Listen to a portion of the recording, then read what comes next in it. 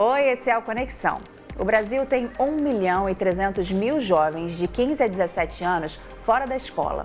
Deste total, 600.000 são mulheres e delas, 200.000 pararam de estudar por conta de gravidez. Apenas 2% das mulheres conseguem retomar os estudos depois que o bebê nasce. A gravidez na adolescência é um dos principais fatores de evasão escolar entre as meninas, segundo o relatório do Instituto Unibanco. E essa realidade não é só brasileira, é também da América Latina, segundo o Banco Mundial. Como garantir que meninas evitem a gravidez? E mais, como assegurar que aquelas que decidiram ser mães continuem os estudos?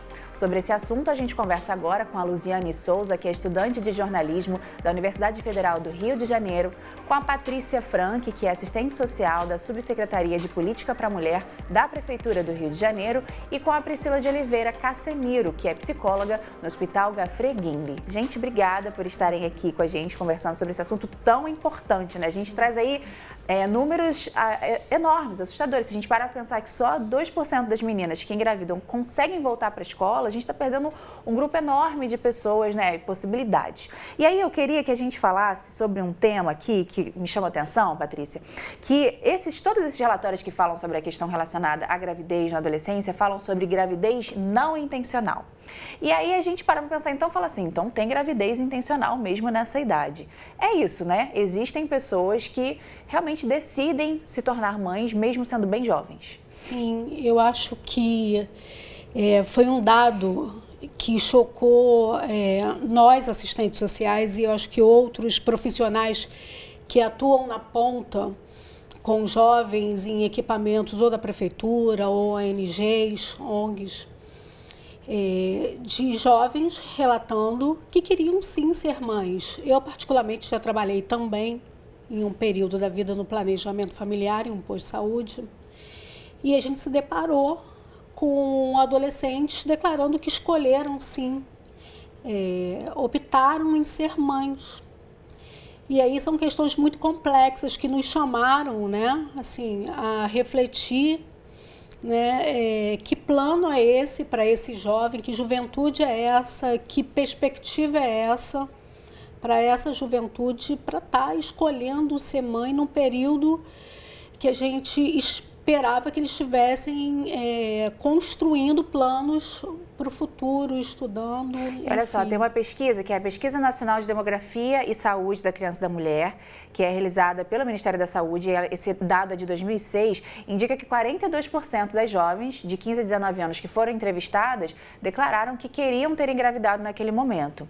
Quando a gente vê esse quadro, Priscila, o que você pensa? Assim, o que a gente deveria conversar com essas meninas para entender os motivos? Assim, quais motivos elas apontam para essa decisão? A escolha de ser mãe, ela envolve 1 milhão de coisas, né? Envolve o lugar onde aquela pessoa está inserida, se ela tem outras referências de mães também muito jovens, né? As parcerias que ela está fazendo, como é que vivem também as amigas, as colegas de escola, isso é alguma coisa comum no meio que ela vive. Ela percebe outras perspectivas de futuro, né? É uma adolescente que ali no meio dela, ela percebe que ela pode cursar uma universidade, ela percebe que ela pode ter um emprego, que ela pode talvez ir além da família dela em algumas questões, né? De estudos, de outras possibilidades que a família teve. Então são várias questões que a gente precisa observar, né? E é interessante a gente perceber que muitas vezes essas jovens não se percebem como capazes ou como tendo a possibilidade de construir um futuro diferente, né? A possibilidade de ser mãe é a construção de uma identidade naquele lugar que é valorizada, né? O ser mãe naquela cultura, naquele lugar onde ela vive é importante, é valorizado. É bonito, né? É bonito, né? Puxa, você vai ser mãe, que bonito. E de alguma forma ela também não percebe que existem outras possibilidades de valorização, de ela construir um outro futuro para ela, né? Por isso que essa questão da perspectiva é tão importante, né, para o jovem, de ele conseguir se ver sendo alguma coisa, né? Ai, puxa, eu gostaria muito de ser médica e eu tenho meios para ser médica, eu gostaria de ser engenheira, eu gostaria de ser assistente social, de ser psicóloga, e eu percebo que existem outras pessoas do meu lado que conseguiram, que são da mesma comunidade que eu percebo que tem pessoas, eu tenho referências de pessoas que conseguiram chegar lá, e eu sei como é que eu posso fazer para chegar lá. Senão fica difícil, Você percebe dessa forma também, Patrícia? O que você pensa, assim? Eu concordo exatamente com o que a Priscila falou. Eu acho que talvez os referenciais dizem muito para essa juventude. Se ela não se vê com muitas possibilidades e ela busca alguma coisa para ser, um lugar para estar. É muito importante. O adolescente procura um lugar de identidade. E ser mãe é ser alguma coisa. E aí é um lugar de reconhecimento social. E vamos falar da juventude hoje das nossas comunidades. É um lugar de respeito. E no tempo que trabalhei com adolescente em serviço de convivência e fortalecimento de vínculo, que a gente tem em equipamentos da assistência social, na prefeitura, nos CRAs, a gente sempre procurou exatamente trabalhar com eles a questão de perspectiva, do que você quer ser. Não, esquece o que você quer ser. E vamos traçar os planos para ser. E a gente percebia isso, que a grande fragilidade é de muitos jovens não estarem acreditando na sua possibilidade de ingressar no ensino superior, de conseguir ou uma autonomia financeira pelo mundo do trabalho. Então, essa falta de esperança, ela também tem reflexo nessas questões, né? E eu diria que isso reflete nessas questões, numa decisão de uma menina de 15 anos entender que ser mãe é uma opção. E aí a gente tem um exemplo aqui totalmente diferente dessa nossa conversa inicial, que é a Luziane, que foi mãe novinha, né? Mas que não foi intencional, né? Como é que é a sua história? Com a gravidez, com a maternidade? Sempre que eu conto essa história é engraçado, porque eu nunca quis ser mãe. Nunca. Tipo, desde criança, até ficar adolescente, até ficar adulta, nunca quis ser mãe.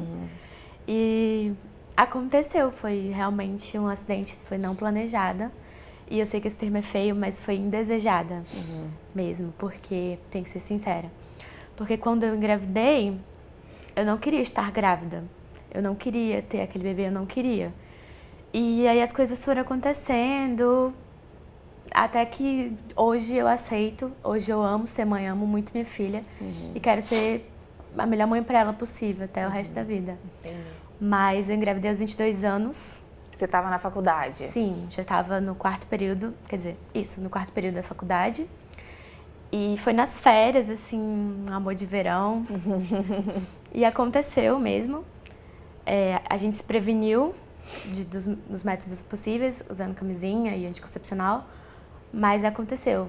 A minha obstetra até fala que eu fui aquele caso do 1%. Sim, aquele que está lá na bula, né, do remédio. Olha, você está tomando remédio, mas tem chance. Isso é sempre bom a gente falar, né? Que tem chance, né? Pois é, acontece. Não se assustem, mas acontece. E aí eu fiquei desesperada, porque, como eu falei, nunca quis ser mãe. Então foi um pouco triste para mim, porque eu fiquei com depressão, tive que sair da faculdade, né, trancar a faculdade, fiquei 1 ano trancada para ser mãe, para ter a criança, para me dedicar totalmente a aprender a ser mãe. E foi um período muito difícil, que hoje eu sinto que eu superei, não sei se vai ser para sempre essa superação, mas eu sinto que foi muito difícil, fiquei com depressão, fiz terapia. Você falou que ficou trancada, você conseguiu voltar para a faculdade, então? Consegui. Então, além de você ser o 1% que engravidou, você ainda faz parte dos 2% que conseguem voltar. Sim. Você é o contrário ali, né? Como é que você fez isso? Você tem uma rede que te ajudou? Sim, eu tenho uma rede de apoio muito importante, muito boa para mim, que é a minha família, os meus amigos e... Como eu não sou daqui, eu sou de Fortaleza. Você está morando no Rio de Janeiro agora. Eu vim para cá para estudar. E eu tenho uma grande rede de apoio, tanto aqui quanto lá. Então, quando eu engravidei, eu tive que largar a faculdade e tive que trancar aqui, vender todas as minhas coisas, voltar para lá, por questão financeira e também emocional, que eu queria ficar perto da minha família. E quando eu voltei pra lá, eu basicamente era só mãe. Mas aí a minha rede de apoio me ajudou muito, que foram os meus pais, os meus amigos. E sem eles, acho que eu não teria conseguido. E também minha psicóloga. E depois de um ano, trancada, em agosto, eu resolvi voltar. Foi meio que na loucura, eu não sabia que eu ia conseguir voltar. Mas deu tudo certo, os meus pais me apoiaram muito, tanto financeiramente, porque eu estava sem trabalhar, quanto psicologicamente e emocionalmente. E em agosto desse ano, consegui voltar para cá, para estudar. Tentei creche, não consegui, não tinha mais vaga. Então, a irmã do meu pai veio comigo para cuidar da minha filha enquanto eu faço faculdade de manhã. E consegui um trabalho home office em casa e tem dado super certo. Já vou terminar o semestre agora. Ah, que ótimo. E aí, quando a gente vê uma história assim, né, Patrícia, muito importante a rede, né? A Pra rede essa mulher conseguir de voltar a apoio estudar. é tudo. E essa rede de apoio é importante a gente pensar que são os familiares, parentes, mas amigos também, né? Aquela família do coração, né? São os vínculos familiares e comunitários, né? Muitas vezes são vizinhos, são amigos que terminam se envolvendo, né, como apoio e que são fundamentais para que essa mulher, né, e a questão, para que essa mulher possa voltar a estudar, essa adolescente possa voltar ao mercado de trabalho, possa conseguir sustentar essa maternagem. Essa situação é muito importante, a rede de apoio. Você teve essa questão de amizade muito forte também, né? É como ela estava falando, as minhas vizinhas também são grande rede de apoio para mim. E elas sempre ficavam comigo, porque meus pais trabalham de tarde e de noite. Então eu ficava com elas e a minha filha. E sempre que eu precisava, sei lá, ir na padaria, ir na farmácia, elas ficavam com a minha filha. Ou a gente ia junto. E os meus amigos também. Eu brinco até que todo mundo é padrinho da minha filha. Ela tem uns 10 padrinhos, porque todos me ajudam muito. Tanto os de lá quanto os daqui do Rio de Janeiro. Nossa, muito legal isso, né? Essa questão do pedido de ajuda é algo que talvez deva ser conversado até com essas recém-mamães, né? Sim. A gravidez, ela traz um turbilhão de emoções, é uma situação muito diferente, né? A Patrícia falou, né, da mulher, a mulher que se torna mãe, né, a jovem que se torna mãe, ela passa a ter 1 milhão de outras necessidades que ela não tinha antes. Então, é importante que ela tenha gente que está perto, que consegue acolher ela e dar um suporte para ela e para que ela possa dar um suporte para esse bebê. Né? Essa é a rede que faz diferença, né? A rede que está ali junto com a mãe, aquela pessoa que às vezes você nem espera, mas que vai te ajudar, vai segurar o bebê para você tomar um banho, vai segurar o bebê, vai cuidar para você poder ir para a escola, para você poder ir para uma consulta médica, alguma coisa. E nem sempre vão ser as pessoas que você está esperando, né? Verdade. Podem ser outras pessoas. E olha só, essa coisa do direito, acho que é importante a gente falar também, porque existe uma lei que pode ser até pouco conhecida, é a Lei 6.202 de 1975. Ela determina que as estudantes, né, elas têm direito à licença maternidade de 4 meses para quem é estudante, né, para quem é aluna. E determina ainda que a partir do 8º mês de gestação, alunas possam realizar atividades escolares em casa e terem abono de faltas. Isso é lei. O nome da lei, o número é 6.202 de 1975. Aí você está vendo aí, tem 2 aspectos da lei, né, porque a de 75 fala para fazer alusão à lei de 69. Então aí você está vendo a de 75, falando que essa mulher, essa mãe tem direito dessas faltas abonadas e também licença maternidade aí para a escola, viu? É importante a gente saber disso. Agora, vamos falar sobre essa questão de quem é a mulher, a menina que está grávida e foi por acidente mesmo, como foi o caso daqui da Luziane, que ainda bem que está tudo caminhando e com certeza vai caminhar, sim, vai ser super bom. Posso só fazer um Claro, à vontade. Essa questão da licença maternidade, você vê, é garantida desde 1975, com alusão a uma lei de 69. Mas desde então, a gente não pensou numa licença paternidade. Será que os pais não precisam também dar um apoio? Será que os adolescentes ou os jovens pais que estão na escola, na faculdade, não tem nenhuma implicação nesse momento que a mãe e o bebê, principalmente assim, de um recém-nascido, de uma jovem mãe, né? Tá ali cheia de demandas, não tem nada. Sim, a gente, na questão trabalhista, já foi garantido, né? 5 dias, né, para o trabalhador, que pode se esticar até 20 dias, se for servidor ou se alguma empresa aderir a algum incentivo. Mas, na questão do estudante, né, ainda está muito lá atrás, né, muito atrasado. Eu acho que, assim, a gente já poderia estar pensando em... Porque, com certeza, esses jovens também têm que estar implicados na questão da paternidade. Desde o início, né? Desde o início, desde sempre. lógico. Isso com certeza, é um ótimo adendo mesmo. Muito obrigada, Verice. Agora, falando sobre a questão da menina que está grávida, e aí a gente falando sobre a questão da evasão, acontece muito delas relatarem um desconforto, de não se sentirem, um não lugar na escola? Acontece. Acontece, né? Sim, acontece. Ainda acontece bastante. Ainda tem bastante preconceito, a gente ainda precisa investir bastante para garantir que essa aluna não saia do ensino. E como que deve ser a abordagem com ela e com os alunos, Priscila, para poder evitar esse preconceito e evitar esse constrangimento para ela? Existem muitas escolas hoje em dia que já têm trabalhado muito essa questão da diferença, né? E isso é muito importante, né? Trabalhar com os alunos a percepção de que eles precisam conseguir respeitar a escolha do outro, de que eles precisam conseguir respeitar a condição do outro, né? De se colocar no lugar daquela pessoa, de conseguir, de alguma forma, partilhar daquela experiência. E isso pode, sim, ser puxado por um professor, por um coordenador, né?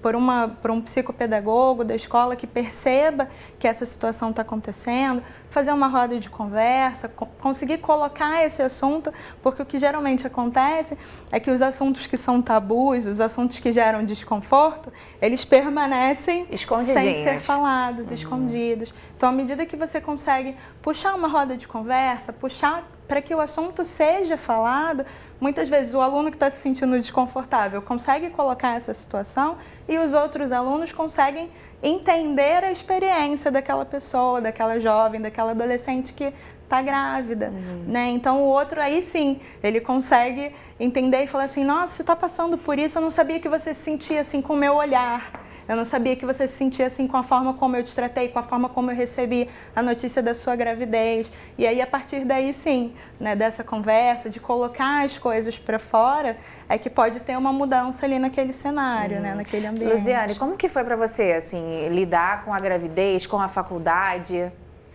No início foi bem ruim, porque eu não aceitava ainda que eu estava grávida, não acreditava. Então, eu comecei a ir mal nas aulas, porque eu ficava com muito sono.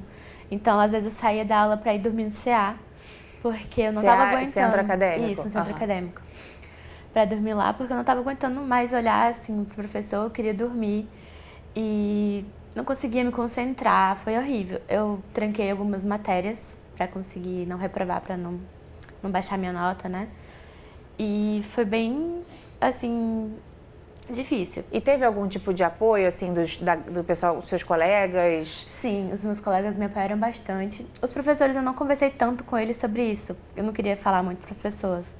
Mas a diferença que eu sinto de quando eu estava grávida para hoje é que hoje, quando eu tenho, já com o bebê, às vezes eu preciso levar para a faculdade, os professores me aceitam muito bem.